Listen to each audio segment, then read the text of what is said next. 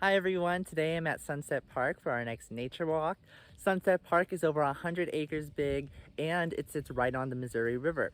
So let's find some plants and learn a bit about them. So we recently had a storm and not all the trees fared too well. Here's a cottonwood tree that didn't fare too well during that storm. And this is actually quite common for cottonwoods because they have pretty weak wood. So this cottonwood snapped at its trunk, and as we can see, it fell right onto the path.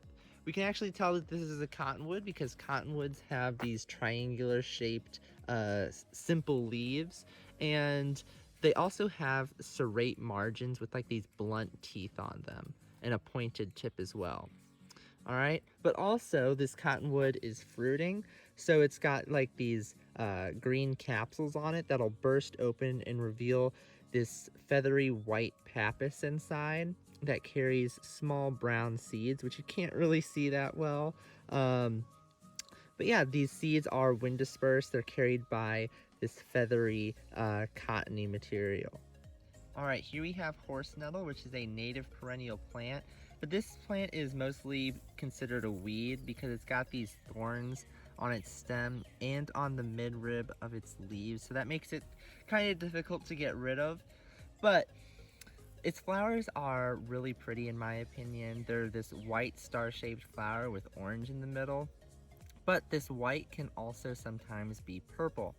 Also, horsenettle is related to potatoes, tomatoes, and eggplants. However, this entire plant is poisonous, so don't try to eat any horsenettle. Even though its fruits look just like little yellow tomatoes, don't try to eat it.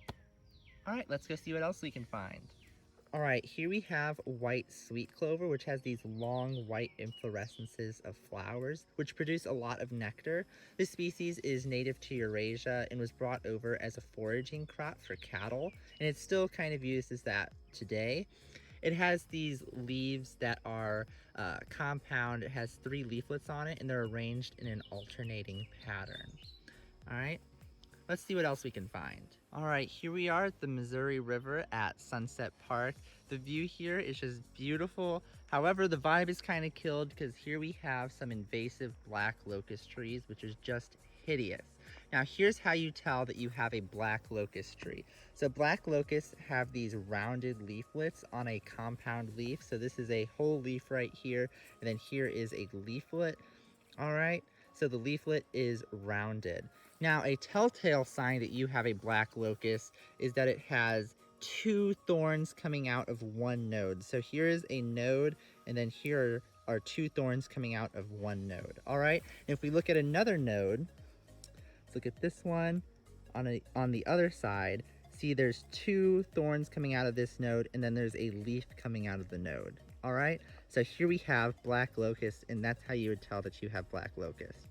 All right, here we have the Allegheny monkeyflower, which is a herbaceous perennial plant that grows in disturbed areas, such as right next to the Missouri River.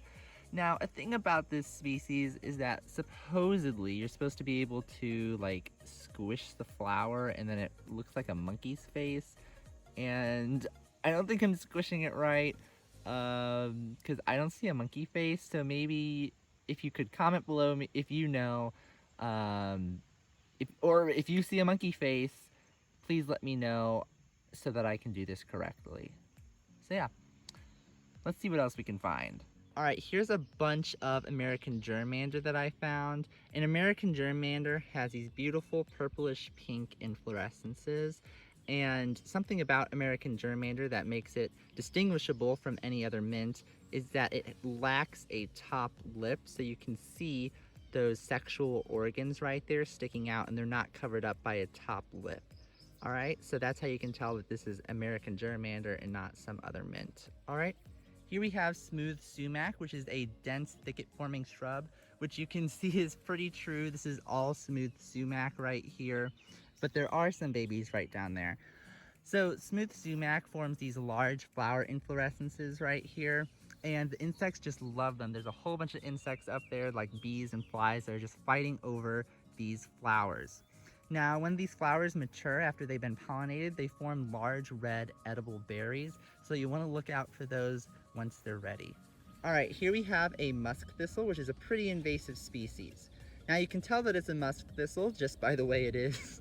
Now, all kidding aside, you can tell that it's a musk thistle by flipping it over and looking at its bracts. This is the first thing I look at when I'm trying to see if it's a musk thistle. A musk thistle has really spiky, triangle-shaped bracts. Now, that should pretty much give you an indicator that this is a musk thistle. Alrighty, thank you all for watching. I hope that you enjoyed going on the nature walk with me at Sunset Park. If you did, be sure to like and subscribe, and I hope to see you all in my next video.